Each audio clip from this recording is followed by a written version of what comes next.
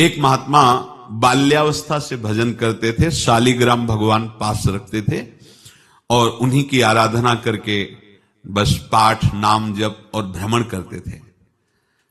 यौवन अवस्था थी, गंगा जी के किनारे अपने ठाकुर को विराजमान करके स्नान करने के लिए कपड़ा ही उतार रहे थे कि 90 लोग आ गए, भाला तलवार सब ले, मारो मारो इसको मारो, घेर लिया।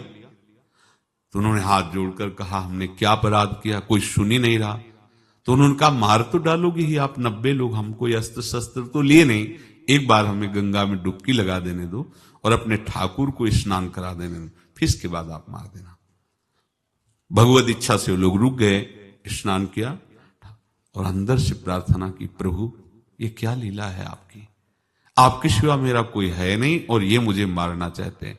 तो भगवान ने जानते हो क्या कहा उनके अंतर में, तुम मेरे में ध्यानस्थ हो करके शरीर को छोड़ो, ये लोग मारेंगे, ये मेरे भजन का फल है कि तुम्हें 90 जन्म नहीं लेना पड़ेगा, एक ही जन्म में 90 मिलके, तुमने 90 हिंसा की थी पूर्व में, तो तुम्हें 90 बार जन्म लेना होता और एक एक करके मारते। ये मेरे भजन का प्रताप है कि एक बार में ही 90 का हिसाब हो जाएगा। तुम आंख मूंदो, मेरे ध्यान में मगन रहो, मेरे प्रताप से तुम्हें कोई चोट नहीं होगी और स्वाभाविक मूर्छावस्था में प्राण तुम्हारे छूट जाए। ऐसा ही हुआ, ऐसा हुआ। तो ये बात समझ लो कि ये जो कर्मानुबंध है, ऋणानुबंध है। अब देखो, अगर शाप महात्माओं ने दिया कि तुम्हारे वंश का इससे विनाश होगा, तो भगवान भी परम धाम जा रहे तो उसी कील से, बाण की नोक में जो मछली लील गई थी छोटा कण, उसी से की नोक बनाई और उसी नोक को प्रहार किया, भगवान के श्री चरण में वही बाण की नोक लगी और भगवान ने स्वीकार किया ना। भगवान का बड़ा लीला विचित्र है।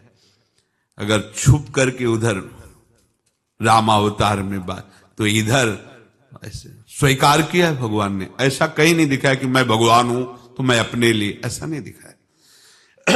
नारद जी का हित किया पर नारद जी ने शाप दिया तो भगवान ने स्वीकार किया। बंदरों ने ही सहायता की, जैसा बोले थे वैसा। ये लीला इस शरीर में भोगनी पड़ेगी। हां, ज्यादा को कम में भुगता देंगे, पर अब अगला शरीर ना मिले, इसके लिए सर्वतो भावेन भगवान के आश्रित हो जाए।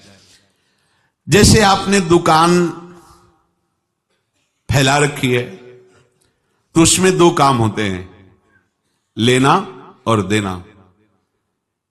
किसी को उधार दिया है तो हमें उसे लेना है, और कोई नगद देकर सामान ले रहा है तो उसे सामान देना है, या उधार लिया है तो हमें उधार देना है। अब अगर दुकान बंद करनी है तो तुम्हें देने वालों पर जोर देना है, लेने वालों पर जोर नहीं। लेने वाला तो जाओ हम क्षमा किया, समर्पित किया, हमारा कोई संबंध नहीं, खत्म हो जाए, वो खुशी हो जाएगा। लेकिन देने वाला तुम अगर दुकान भी उठा दोगे तो जहां भी रहोगे तुम्हारे पास वो आएगा, लाइए हमारा।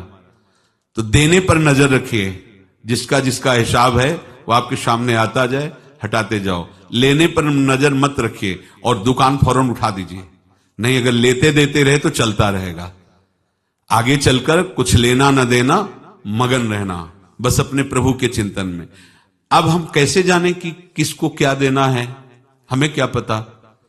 तो हम पूरा हिसाब जिनको पता है उनको दे देते हैं, समझ रहे हो? उनको पता है क्या लेना है क्या देना है, तो इनके पास पहुंच गए, सरकारी हिसाब से सब बराबर कर देंगे। हमको अपनी जिम्मेवारी इनकी चरणों में समर्पित कर देना है, तभी हम जीवन मुक्त होंगे। ये रहस्य की बात है। प्रभु कह रहे हैं, यस्य सर्वे समारंभाः काम संकल्प वर्जिताः ज्ञानाग्नि दग्ध कर्माणं तमाहु पंडितम बुधाः। जिसके संपूर्ण कर्मों के आरंभ संकल्प और कामना से रहित हैं, तथा जिसके संपूर्ण कर्म ज्ञान रूपी अग्नि से जल गए हैं, उसको ज्ञानी जन भी पंडित कहते हैं, बुद्धिमान कहते हैं।